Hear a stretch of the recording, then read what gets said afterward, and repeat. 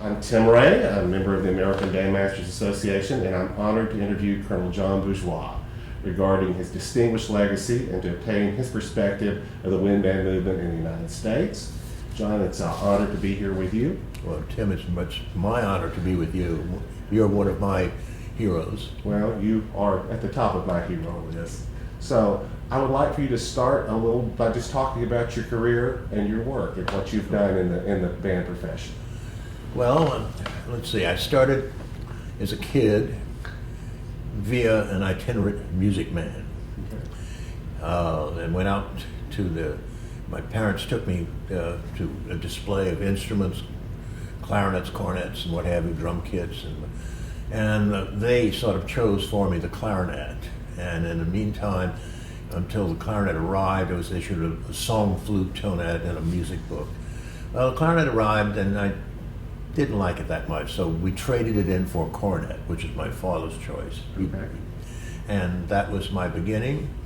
Then I moved to New Orleans. I was out in the country, a country Cajun kid who lived on the bayou. And I went into New Orleans, and in high school, I was converted to French horn. And so I maintain I played horn in the Jurassic period. The world's been a better place than I've stopped. And then I went to Loyola, and I became involved in almost everything, more than I should have in a way. But music, from the very beginning, my high school band director was a great guy, Mr. Castigliola, and everything on his concerts. I mean, there wasn't anything. It was like we might have 5 overtures and so forth. He was a trumpet player in the theater orchestras, and I learned my repertoire at a very early age. And as a horn player, I remember a concert which Oberon, the Andante Cantabile from Track 5, and the Midsummer Night's Dream, which are horn players' nightmares in a way. Sure. But so I learned that at an early age. Then I went to Loyola and met the next magician of my life was George Jansen, trumpet player again. He had been in the West Point Band and also in the New Orleans Symphony. And he, by the way, was the teacher of Wunderkind Marsalis. Oh, wow.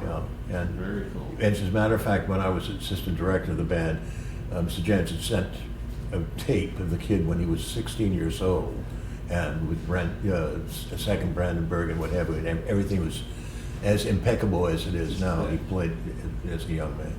But let's say I was in New Orleans then, and I got to hear some incredible musicians, which sort of curried my favor. I heard Toscanini on tour with NBC during Tchaikovsky-Manfred Symphony.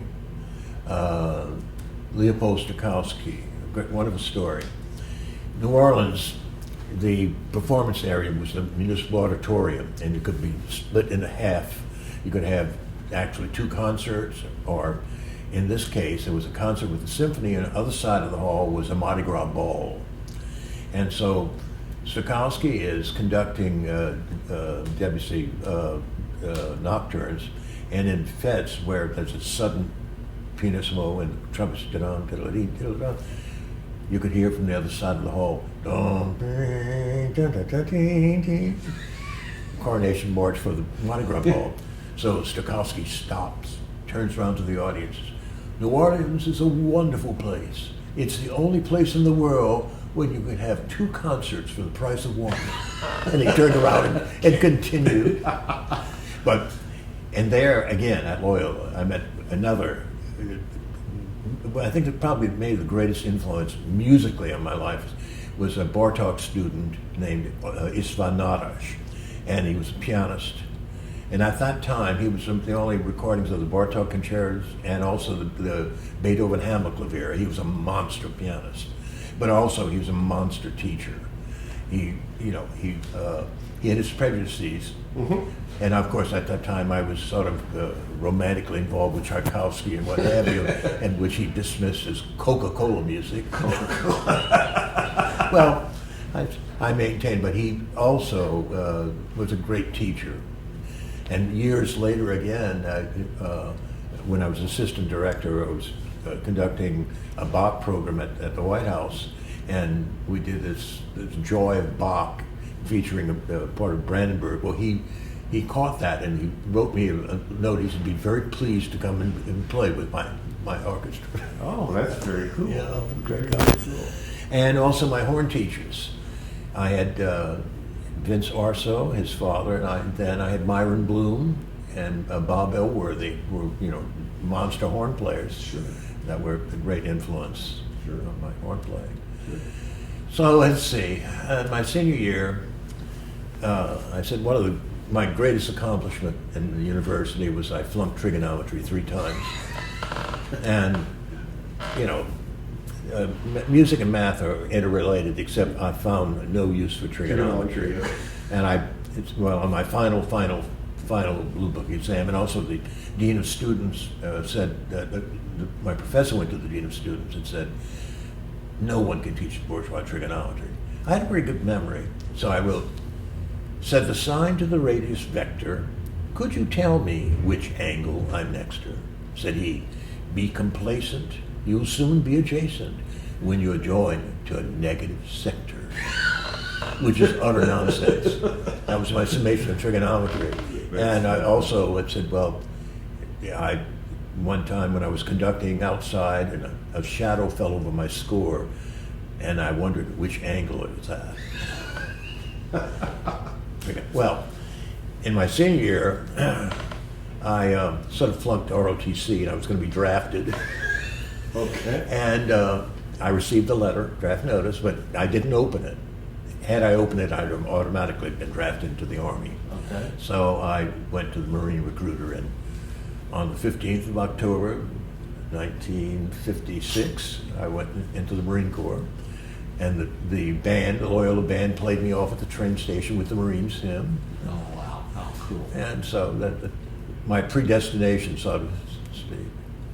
Then after basic training and infantry training, I got my MOS 5544, which is horn player, and I was stationed at the band that no longer exists, the Department of the Pacific Band in Treasure Island in San Francisco. Okay. And I started writing arrangements for a group there, and then I won the audition to go to the President's Home in D.C. on the arranging staff as a horn player. What year was that? That was 1958. Okay. Yeah, I was a buck sergeant, and then I became an acting staff sergeant, then a staff sergeant. That was when the rates, they added the E89s on, and let's see, that was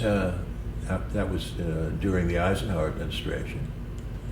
And my first memories of playing in the White House was for President Eisenhower in Rhapsody in Blue for the young Japanese royal couple. Oh, wow. And 30 years later, I played for them when they came back as Emperor and Empress, and I was director of the band, so we all advanced in our positions. Got you. Talk a little bit about your journey through the Marine. So you went in as a horn player, Right. and then you ended up as the director for many years. How did all that? Well, let's say I stopped playing horn in 1969 because I was appointed the operations director of the band and White House liaison for the musicians that would play for entertainment and what have you. And so I say I stopped playing horn then, and the world's a better place. But then I was appointed assistant director in 1974 on a Friday the 13th. Oh, really? During an eclipse of the sun. No. So, this luck has had a lot to do with it. I understand. And then you moved to the director position. Became director in 79. And stayed until your retirement. And I retired in 96. So I had 40 years was enough. Wow, that's wonderful. Yeah. That's wonderful. Let's talk a little bit. What do you feel like are your greatest musical accomplishments? Oh, the greatest accomplishment I had is just being with that band and having the privilege of making music and making both it's great friends and family, and also serving the presidents and first ladies. You sort of feel like you're the court musicians, and each administration has a great warmth for the band, and that's sort of very special. This is kind of an open-ended question. If you could do it all over again, whatever it is, what would you do less of, more of, or different? Well, Tim, since we're both of the same mind, I would do more marches. The thing of it is, I don't understand the directors today. The march is the most economical teaching tool there is, both in, you can teach style, technique, but add precision. And also, I'm afraid that the marches that perhaps they are playing are just circus marches. Everything's a circus march. Mm-hmm. A great military march, and to me, is one of the greatest things we can do. What are your favorite marches? Any of the Souza's, 130, favorite marches. Oh, it depends which is the genre. Regiment's Kinder, I think, is a great stylistic march, and especially when that sort of the slow down that it brings. Austria, Fuchik marches are all great. The German tradition, and of course our American marches. We have, the great march composers. Indeed, there are circus marches, sure, but no. Gotcha. Let's talk, and you kind of have a different perspective on this, John, because you were always in the professional ranks. You didn't have to deal with the college thing. But significant changes you've seen in the profession over the last 40, 50 years. Yes. Well, the thing, remember this, the Marine Band was linked to some very important milestones in terms of repertory. We think about Hammersmith, La Fiesta, what have you. And then there wasn't too much involvement, but in the more recent years, serious composers are writing for the idiom, and I think that's very, very important. I was very privileged to commission, I started the first commissioning in the Marine Band through our library and through the Marine Corps Scholarship Foundation. The first composer I commissioned was Robert Jager. He wrote two pieces, Tableau and Esprit de Corps, which has become sort of, That's kind of your theme song. Yeah. All right, Robert Jager, Warren Benson, who was also a great friend. You're a big fan of Warren Benson. I am, yes, and we were very close, very close. He and his wife were my groupies on the Norwegian tour. Okay.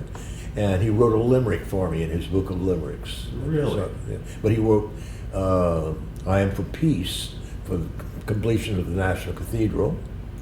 Say, David Holsinger, Marty Mailman, James Barnes, who wrote the great variations on Paganini. I just heard that last week. Yeah, Claude Smith, Bourgeois variations, and also Claude Smith wrote a beautiful rhapsody on Christmas carols. I think, without a doubt, it is the best Christmas carol medley. Yes, wonderful. Say Mark Camphouse, Tom Knox. Yeah, A lot of stuff. a lot of stuff. What do you view as some of the most positive things that are happening in the band profession presently? A continuance of that, obviously through ABA and the Souza Oswald Award, but also the pieces that are being played, for instance, at this convention. The only thing that I sort of miss is that we seem to forget some of the traditional repertory, original repertory. I must have the newest, fastest car on the market today, but we've got to go back into our immediate past. Sure.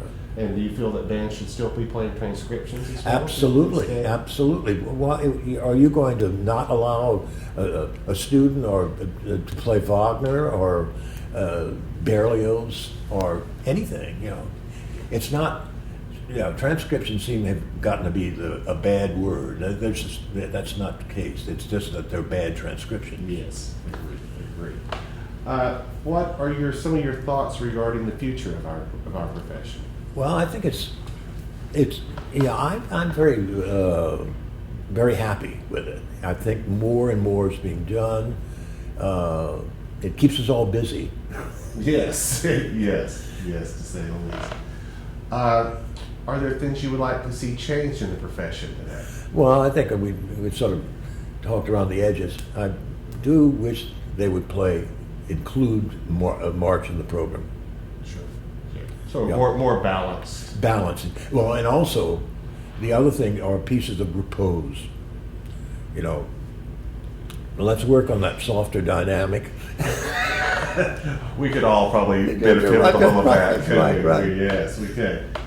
Advice or suggestions for the younger members of our profession so that they can be successful, however they may define that. Well, listen to performances. Right now, with the internet available, Petrucci Library at your disposal, you can. There's so much out there just to learn and hear and listen to great artists, singers. Yes. Right. Yeah, you got it. Most significant people in your life and career? In my career would be the family of musicians I had that were directors. Colonel Chopper, who took me into the band. Dale Harpham, who was the director, became my mentor. In a way, I owe so much to him. He sort of babysat me, and he taught me one thing, which I would like to pass on to others, is that the conductor as an actor, violates the rule of Stanislavski because his back is to the audience. That's not allowed on stage.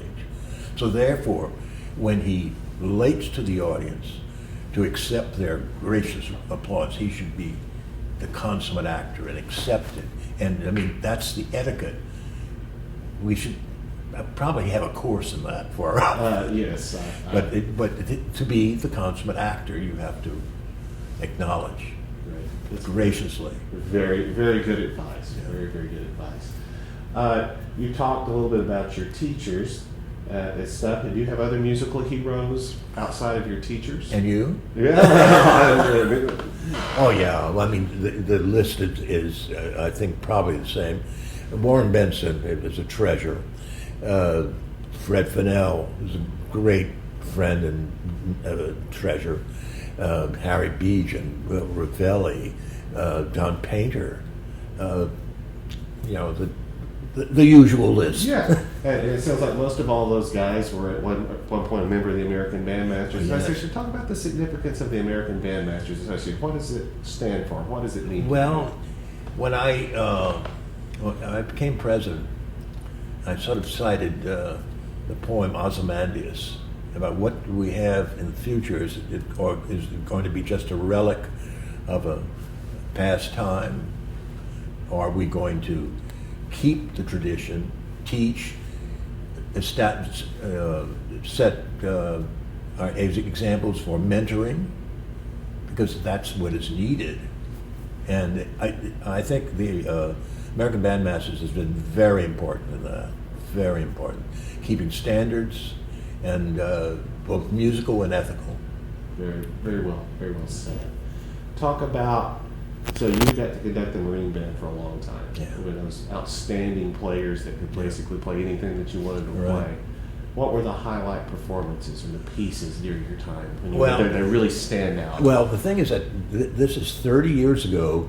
2 weeks ago, I took the band on a tour of the Soviet Union for 18 days. And that was I think for everyone then in the band and everyone now, remarking that it was the highlight of their lives, both musically and socially. And we also felt that we did what Napoleon was unable to do. We conquered Russia.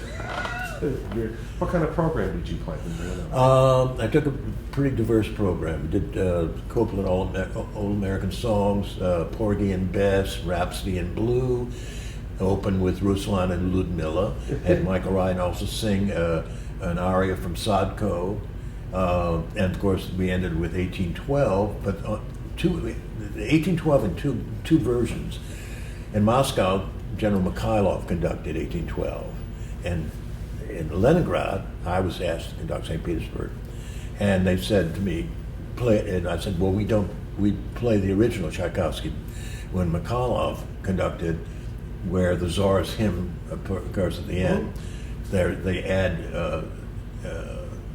something that fits the counterpart, but it's from the Life of the Tsar. They don't play the Tsar's hymn, so we had inserts passed out to us. So we get to Leningrad, and we hadn't planned on playing 1812, but they said they wanted 1812, and I said, we don't, we do it the original.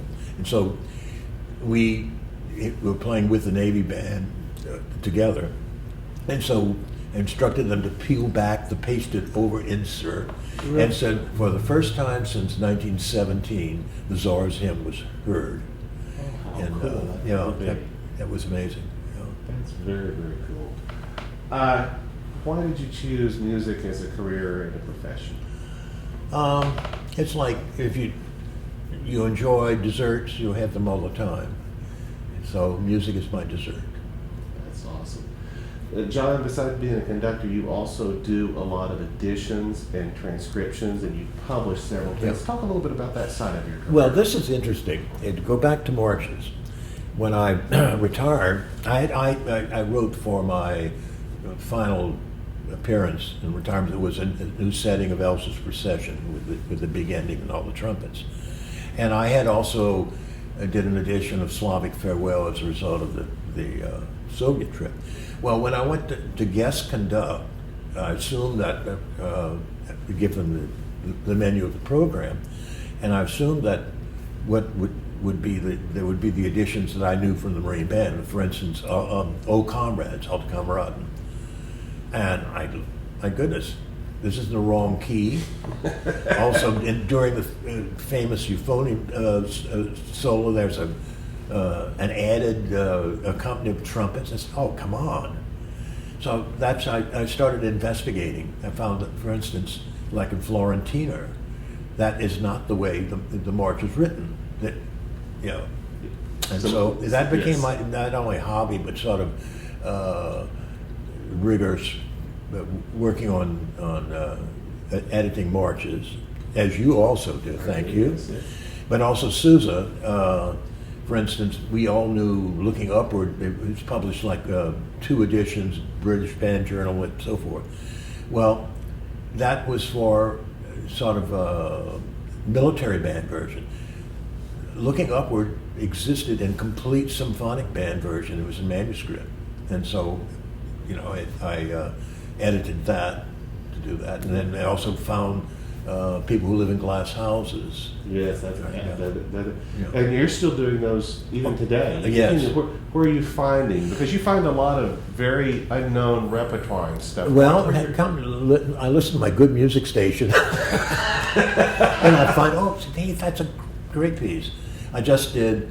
We're all aware of Armenian dances. Yes. Well, its Turkish cousin is a suite by Apollonov Ivanov of Caucasian sketches called Turkish Fragments. Okay. And I've just had it published in 4 movements, and it is absolutely delightful. And you can choose several of the movements to stand alone. Okay. And also, I've been playing around with transcribing Scott Joplin a lot. I love Scott Joplin. Very, very cool. Talk a little bit about your family. I know you have sons, and talk a little bit about the. Yes, all right. 2 sons, and by my first son, John, I had 3 grandchildren, and my first grandchild, Sophie, has presented me with 2 great-grandchildren. Oh, wow. Right. And then my second son, Alexander, is married to this beautiful girl, Julie, who's Venetian. And so by Julie and Alex, I have 2 Italianate grandchildren. An hilarious bit is that, all right, let's see, we may have to edit this. No, just do yeah. think and do what you need to and start Yeah. talking. What's his name? By Alec and Julie, I have 2 grandchildren. Now, if you take my name and transliterated John Roy Bourgeois, I'm sort of King John of the middle class. My first grandson by Alec's name is Marcello Damiano Bourgeois. Oh, wow. Now, Damiano is Damien. Okay. So we would probably transliterate his name as Mark of the Devil Bourgeois. So we're covering both sides. Okay. That's very, very, very cool. What have I not asked you that you would like to talk about? Have you got anything else that you written down? I'm going to check time here. See Let's how see. we're doing. We've got 4 minutes left. So, Let's see. What do we talk about? let me make sure that I got everything on here that we did.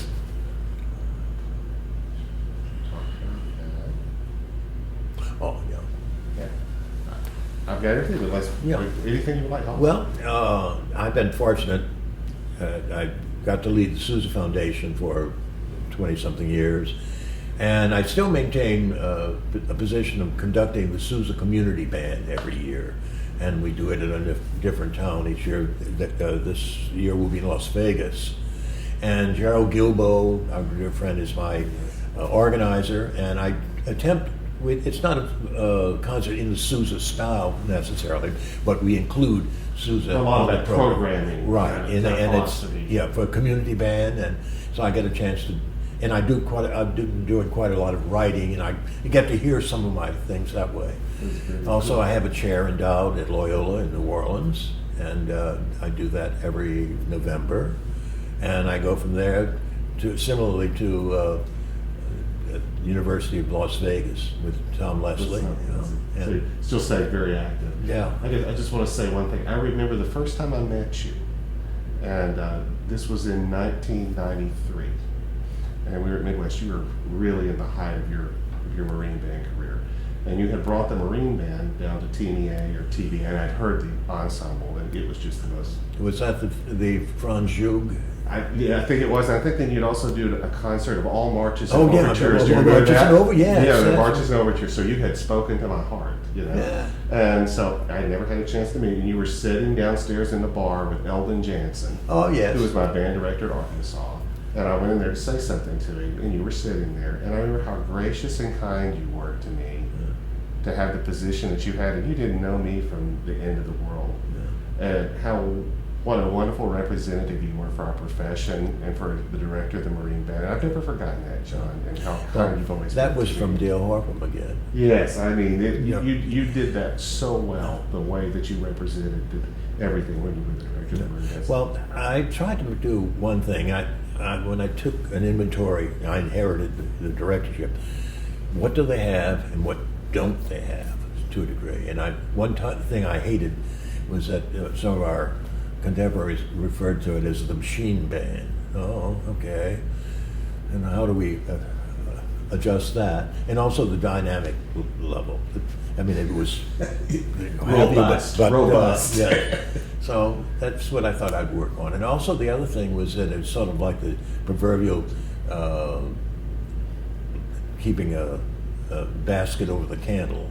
We have to share this. It's not just for us. Sure. Well, thank you so much for this interview, and thank you. congratulations on your outstanding career. And I probably didn't say this, so this is March of 2020, and we're at Biloxi at the American Bandmasters Association convention. Thank you so much, Colonel. Thank you.